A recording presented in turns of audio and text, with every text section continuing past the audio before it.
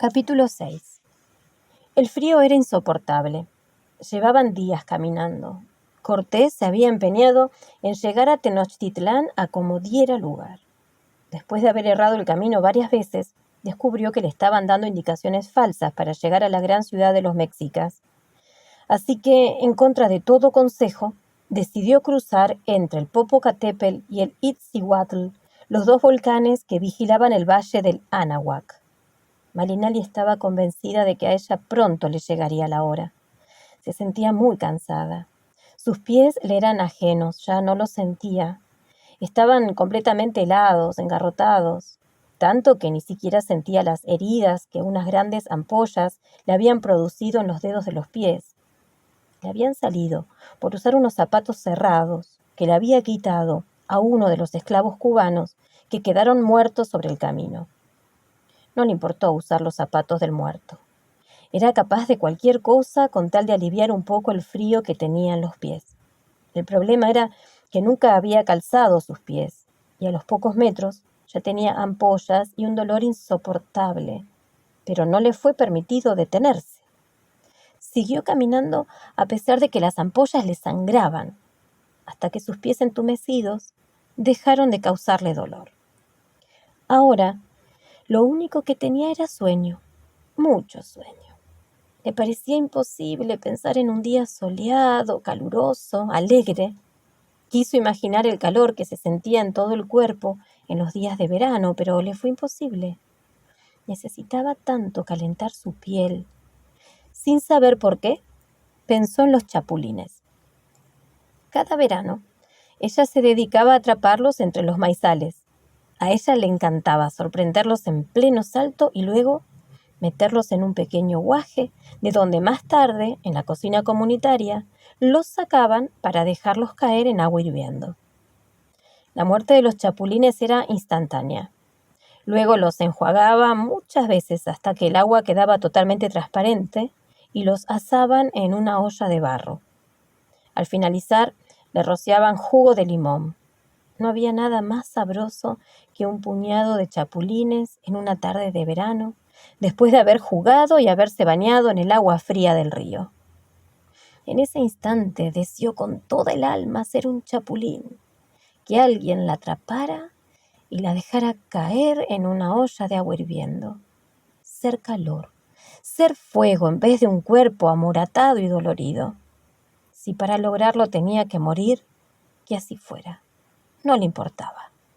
Al menos moriría calentita.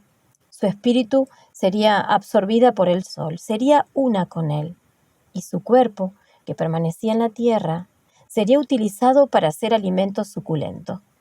Sus carnes deleitarían a los demás.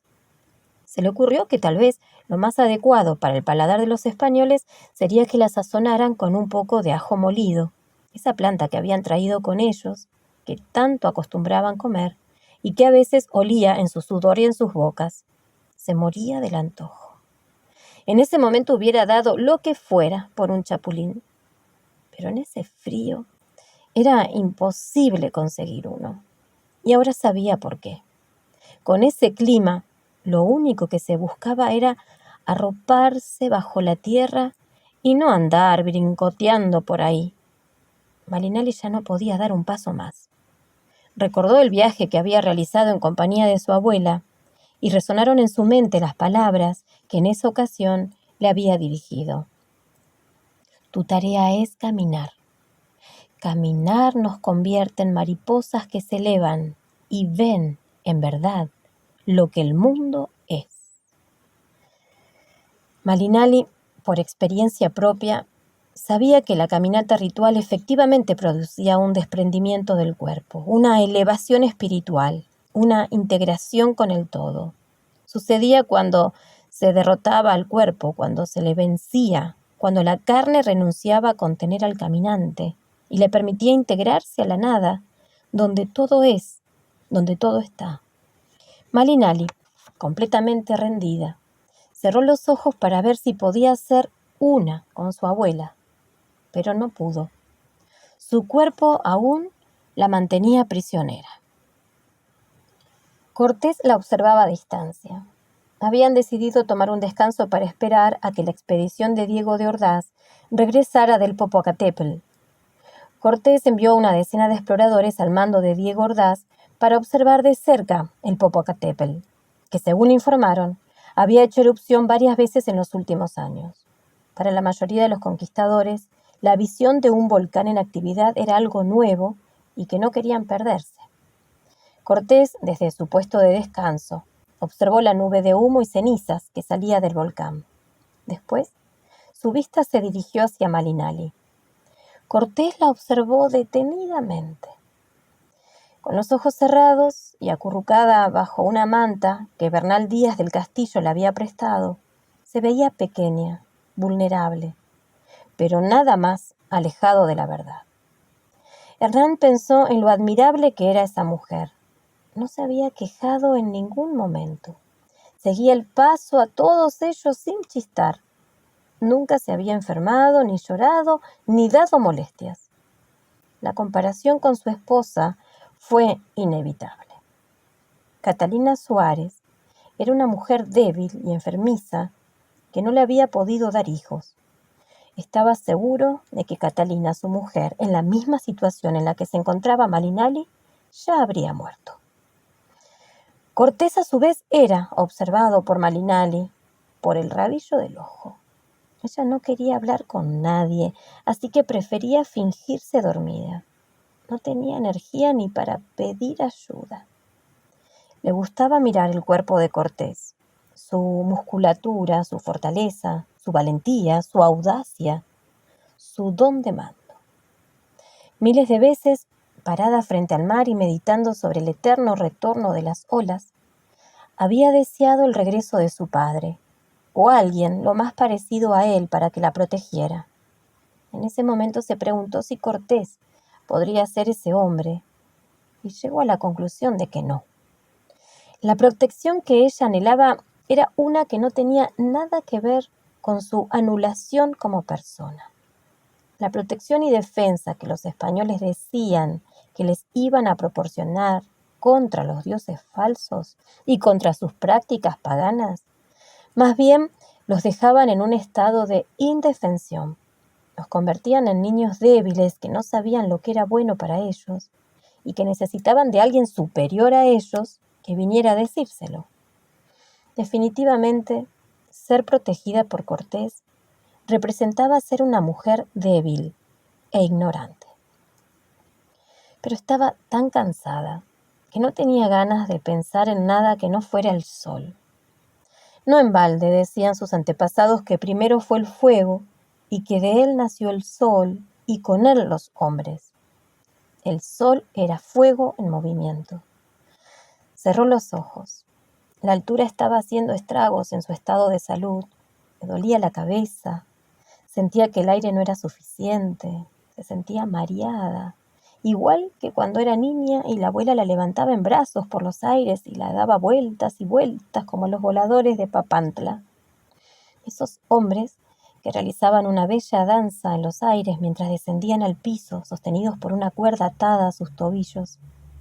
Eran 5 integrantes, de los cuales 4 descendían el piso poco a poco, girando y bajando, mientras otro quedaba en lo alto del gran poste, representando al centro.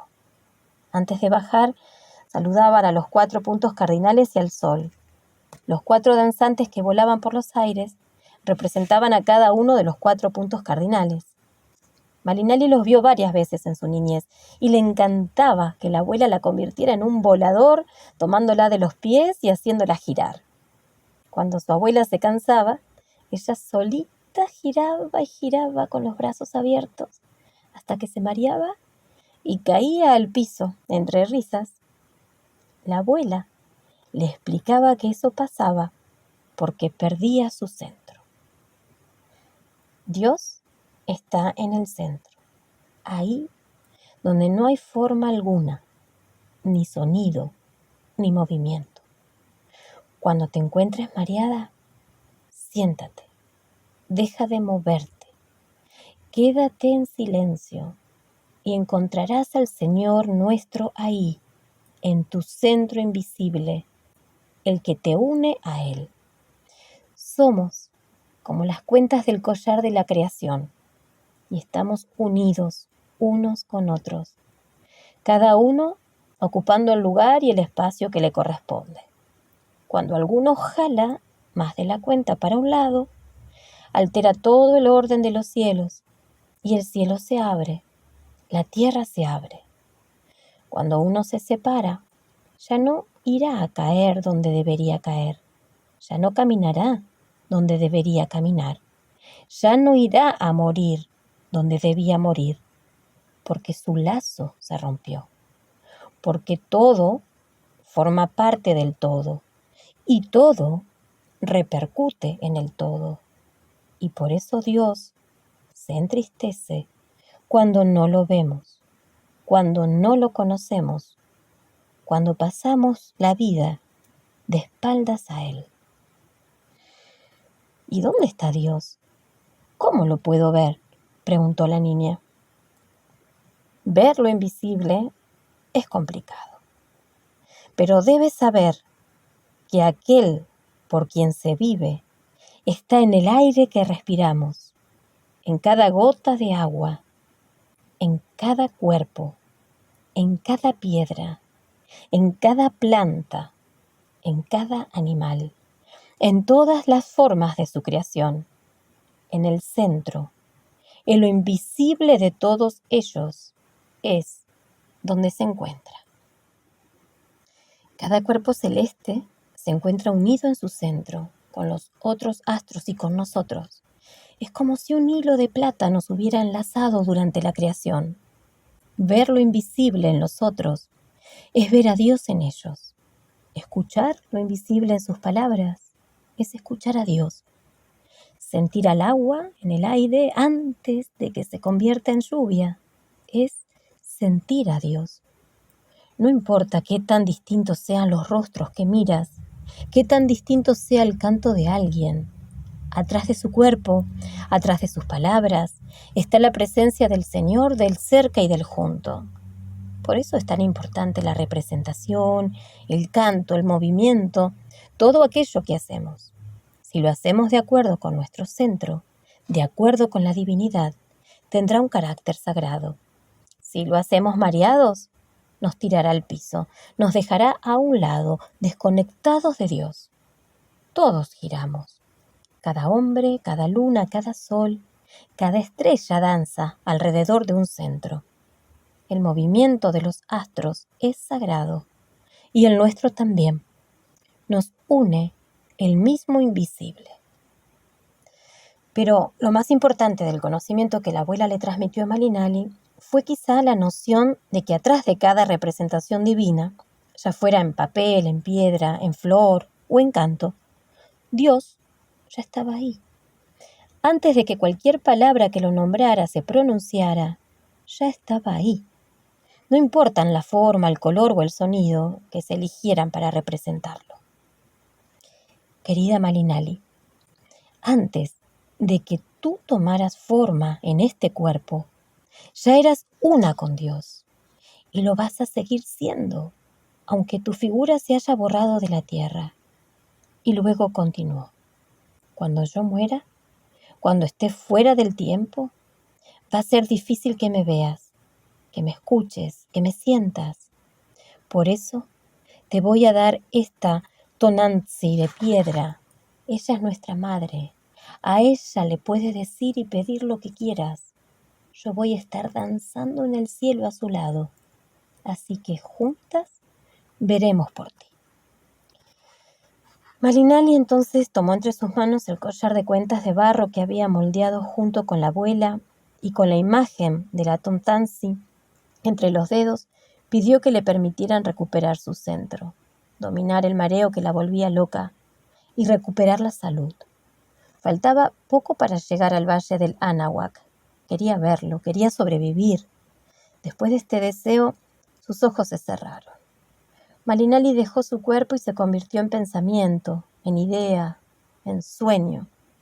En ese estado, nada le impedía ser parte de todo lo que la rodeaba.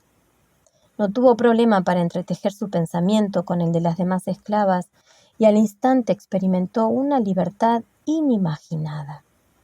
Se vio flotando sobre un petate de serpientes entrecruzadas. Sabía que estaba instalada en otra realidad y que lo que veía era parte de un sueño, pero también sabía que en ese sueño podía encontrar una realidad mejor, más colectiva que individual. En su sueño se vio como parte de una mente femenina unificada que tenía el mismo sueño. En él un grupo de mujeres descalzas caminaba sobre el hielo de un río que había quedado congelado en el momento en que la luna se había reflejado sobre su superficie. Las plantas de sus pies, en contacto con lo helado, se cuarteaban y las heridas formaban mapas estelares. La luz de la luna llena se proyectó con fuerza sobre todas ellas y entonces fueron una solamente y solo un cuerpo. Fueron todas una sola mujer que se sostenía en el viento y que se alimentaba en la fe de todas las que querían liberarse de la pesadilla de sentir, de tocar, de llorar, de amar, de sangrar, de morir, de tener y dejar. Malinali, en cuerpo de esa mujer unificada, se vio rodeada por 12 lunas y sostenida por los cuernos de la 13ª. Con sus manos recogía plegarias y pedazos de dolor que convertía en rosas. Luego sintió que la luna bajo sus pies se incendiaba toda y el fuego devoraba sus pensamientos. Su mente era lumbre que creaba imágenes que se clavaban en el corazón de los hombres como cuchillos de luz, mientras les hablaban del verdadero significado del lenguaje. Cuando Malinali sintió que la luna junto con ella se incendiaba toda, abrió los ojos. En sus ojos había lágrimas y en su corazón un presagio de flores. Reflejo del reflejo, Malinali era. La luz de la luna se proyectaba sobre su espalda y la sombra alargada que de su cuerpo salía abarcaba gran parte de la distancia que la separaba de la Piedra del Sol, ubicada en el templo mayor de Tenochtitlán. Malinali había decidido salir a medianoche a recorrer la plaza en silencio, sin necesidad de traducir e interpretar, sin tener que fingir indiferencia ante los dioses de sus antepasados para evitar ser catalogada como idólatra. Había llegado a Tenochtitlán un día antes y Malinali había quedado tan o más impresionada que los mismos españoles ante la grandeza de la ciudad. El templo mayor era el centro. Era el espacio que reflejaba la cosmovisión de sus fundadores. Desde ese espacio partían grandes calzadas hacia los 4 puntos cardinales. Ahí, de pie, ante la Piedra del Sol, Malinali estaba precisamente en el centro de la ciudad, del cosmos. El sol, la luna, ella y la Piedra del Sol formaban un todo único e indivisible. Y en ese momento comprendió que la piedra era una representación de lo invisible, que era un círculo que representaba no solo al sol y a los vientos, a las fuerzas de la creación, sino a lo invisible de su centro. Por primera vez vio lo invisible y comprendió que el tiempo era algo distinto a lo que ella pensaba. Ella estaba acostumbrada a percibir el paso del tiempo a través del movimiento de los astros en los cielos, a través de los ciclos de siembra y de cosecha, de vida y de muerte. Mientras tejía, también podía entender el tiempo. Un bello huipil era la muestra del tiempo invertido, de la forma en que el tiempo se entreteje. En cada bordado, Malinali regalaba su tiempo a los demás y compartía con ellos la belleza. Hacía mucho que ya no tenía tiempo de hilar, mucho menos de bordar. Su vida al lado de los españoles había modificado por completo su concepción del tiempo. Ahora lo medía por los días de caminata, por los días de batalla, por la cantidad de palabras traducidas, por la cantidad de intrigas y de estrategias desarrolladas. Su tiempo parecía haberse acelerado y no le dejaba ni un momento libre para poder ubicarse en el centro de los acontecimientos. Era un tiempo confuso, en el que su tiempo y el de Cortés inevitablemente se entrecruzaban, se enlazaban, se amarraban. Era como si a la usanza indígena, en una ceremonia tradicional, alguien les hubiera atado la punta de sus vestimentas para convertirlos en marido y mujer. Esa sensación la incomodaba. Sentirse amarrada le quitaba libertad. Ella quería ir por un lado y Cortés jalaba por el otro. Era una unión obligada que ella no había decidido, pero que parecía marcarla para siempre. Su tiempo, sin remedio, ahora estaba entretejido con el de Cortés. Sin embargo, esa noche, de pie, ante la Piedra del Sol, Malinali se sentía equilibrada, restaurada, ubicada en el tiempo, o más bien, fuera de él. Tlatelolco era el corazón del imperio. Sus venas, las rutas comerciales por las que circulaban los más ricos y variados productos y tributos recaudados en todas las provincias sojuzgadas por los mexicas. De cualquier manera, todo fluía hacia el centro, hacia Tenochtitlán, hacia el corazón, hacia el mercado de Tlatelolco. Ese enorme corazón registraba el pulso de los acontecimientos y los reflejaba en todas y cada una de las transacciones que ahí se realizaban. Ahí supo Malinali que el precio de las mantas de algodón y de los huipiles había subido porque los tlaxcaltecas, desde que se habían aliado con Cortés, habían roto su pacto de colaboración y habían dejado de dar tributo. Ahí supo de la indignación que provocó en la población el hecho de que Cortés no solo hubiera recibido como un gran señor por parte de Moctezuma, sino que se le permitiera adueñarse de todos los tesoros del palacio de Axyacalt, sin mover un solo dedo. Cortés y sus hombres no solo habían dispuesto de las joyas de los antiguos gobernantes, sino de las del mismo Moctezuma. Su tesoro personal, el que había acumulado en sus años de reinado, y que incluía los más bellos trabajos en arte plumario y en oro, en forma de penachos, pectorales, ajorcas, narigueras, tobilleras, rodelas, coronas, bandas para las muñecas y cascabeles de oro para los tobillos, todo fue objeto de la rapiña. En el palacio de Axyacalt, los españoles se dedicaban a arrancar el oro de los finos trabajos de pluma y los fundían en lingotes. Al finalizar el día, el patio del palacio parecía un gallinero donde habían desplumado aves preciosas. Volaban plumas por el aire, huérfanas de arte. Volaban por todos lados junto con los sueños de quienes las habían imaginado, quienes las habían elaborado.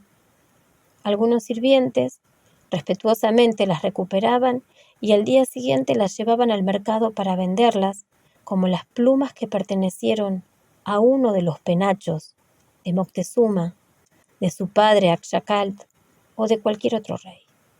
La gente las compraba y las valoraba, pero al hacerlo, su indignación crecía y crecía, junto con el precio de los cuchillos y flechas de obsidiana.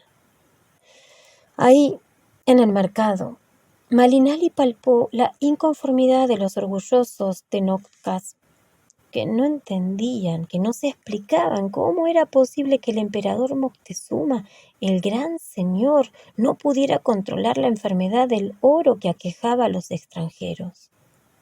Los comentarios, cuchicheos y exclamaciones de enojo subieron de tono dramáticamente el día en que los españoles tomaron como rehén a Moctezuma, a manera de represalia por la muerte que 4 de sus compañeros sufrieron a manos de Caupopocatzin, el señor de Nactlán, quien quiso demostrar que los extranjeros no eran dioses, que morían como cualquiera de ellos, pero con menos honor. Ese día, las flechas de obsidiana, las macanas y los escudos se pusieron a la alza. Los tenoccas se preparaban para la guerra. El mercado, como corazón, como ente viviente, tenía vida propia.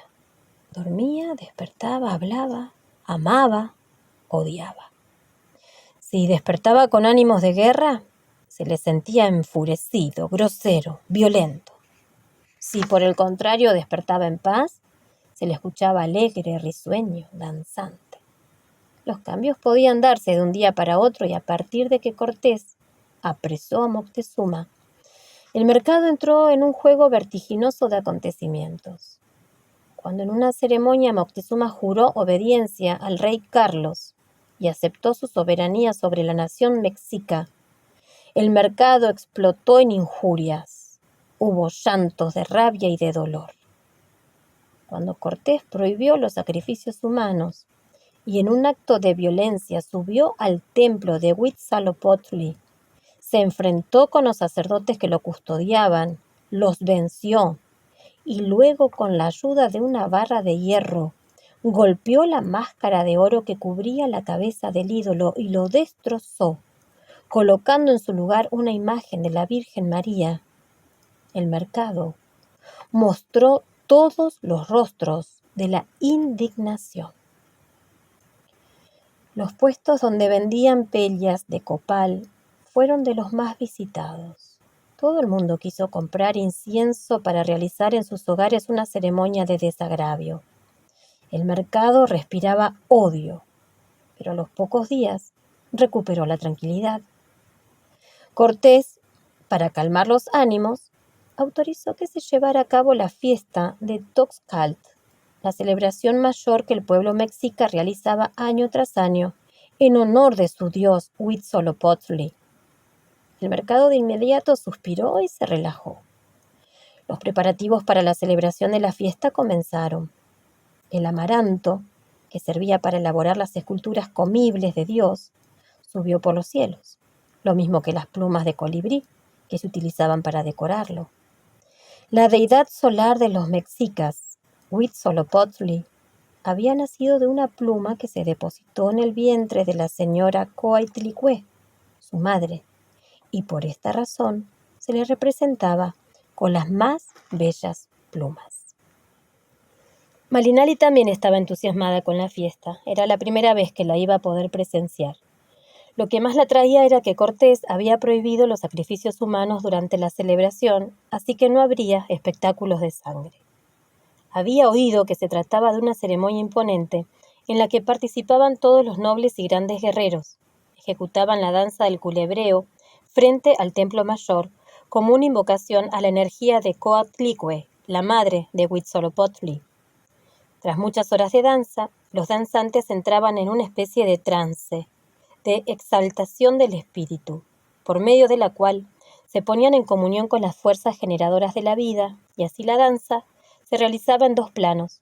Se danzaba en la tierra y en el cielo. La serpiente danzaba y volaba. Malinali consideraba que era un privilegio el poder observar la celebración. Le gustaba estar en la gran Tenochtitlán, ser parte de ella.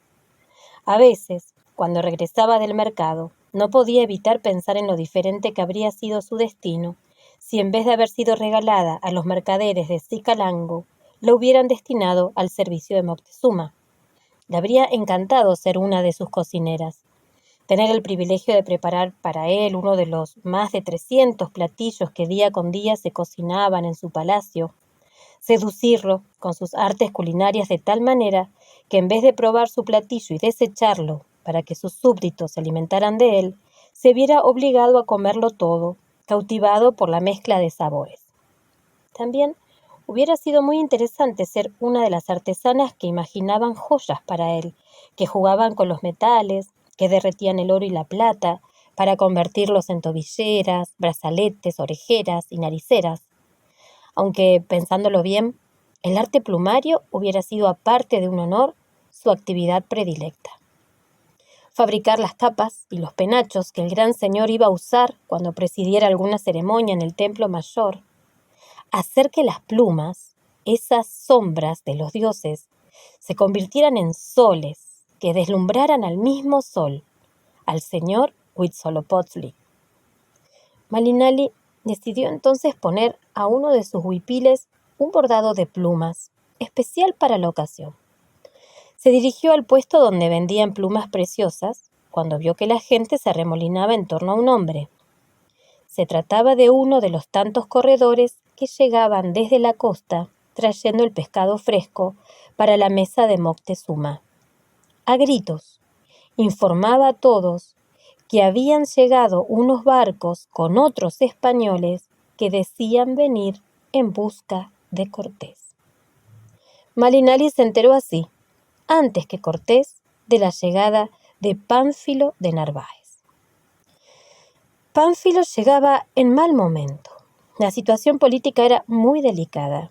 Sin embargo, Cortés no tenía otra alternativa que detenerlo, atajarlo, impedir que lo apresara y lo colgara acusado de insurrección por haber desobedecido a Diego Velázquez, gobernador de Cuba, quien había enviado a Cortés en un viaje de exploración y no de conquista. Antes de irse a combatir a Narváez, Cortés dejó a Pedro de Alvarado a cargo de la ciudad. Cuando Cortés le informó a Malinali que tenían que abandonar la ciudad para ir a combatir a Pánfilo de Narváez, ella se disgustó de sobremanera. Muchas veces en su vida había tenido que abandonar lo que más quería o más le gustaba. A partir de cero, tenía que comenzar a vivir una y otra vez para crear un mundo nuevo, abandonarlo todo para tenerlo todo. Pero al llegar a Tenochtitlán, pensó que su peregrinaje había concluido, que por fin podría echar raíces, así, tranquilamente, sin ruido y sin tumulto, en paz. No contaba con que las cosas se iban a complicar a grados inimaginables. Cortés salió de Tenochtitlán rumbo a Zempoallán, donde Narváez se había establecido. Al llegar, se enteró de que Narváez se encontraba parapetado en el templo mayor del lugar. Como Cortés conocía bien la zona, decidió atacar por la noche, cuando menos lo esperaban. Una lluvia tropical pareció que lo iba a hacer cambiar de planes, pero sucedió todo lo contrario. Decidió atacar como la lluvia, inesperada e intempestivamente. Envió a 80 hombres hacia el templo mayor y dejó al resto de la armada, a Malinali, a los caballos y las provisiones en las afueras de Zempoallán. Para Malinali aquella fue una noche tormentosa en todos los sentidos. Ese día había comenzado a menstruar. Los caballos lo sentían y se mostraban inquietos.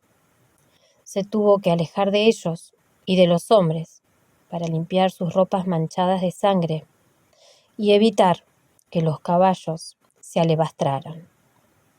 Malinali pensaba que era más bien la luna y no el sol la que se alimentaba de sangre, y que lo hacía de la sangre de todas las mujeres que menstruaban, porque había observado que siempre que menstruaba había luna llena, y fue así como comprendió que el ritmo lunar era exactamente igual que su ritmo menstrual. La luz de la luna expandía la sangre en sus espacios íntimos. La luz de la luna. La luz que esa noche iba a alumbrar el triunfo o la tragedia, la plenitud o la derrota, el éxtasis o la muerte. La luz plateada que provocaba que el mar se extendiera, que todos los líquidos del cuerpo adquirieran sentido y cantaran un himno sangrante para inaugurar de nuevo la vida, para regenerarla. La luz era la única que podía convertirse en su aliada. Ofrendó su sangre a la luna para que esa noche estuviera del lado de Cortés, a pesar de estar oculta en una manta de nubes grises. No quería ni siquiera imaginar lo que pasaría con ella si resultaba vencido. Al parecer, la luna había escuchado y recibido su ofrenda. Había contemplado el éxtasis de sus líquidos y respondió favorablemente. Esa noche de mayo, Cortés tomó a Narváez por sorpresa y lo derrotó contundentemente, a pesar de haber atacado con menos de 300 hombres contra los 800 que Narváez comandaba, la mayoría de los cuales, después de la batalla, se unieron a Cortés, deslumbrados por las historias que habían escuchado acerca de que en Tenochtitlán abundaba el oro para todos. Sin embargo, Cortés no tuvo tiempo para celebrar la victoria, pues le llegaron informes de que los mexicas se habían sublevado en Tenochtitlán debido a que Pedro de Alvarado había llevado a cabo una masacre en el Templo Mayor.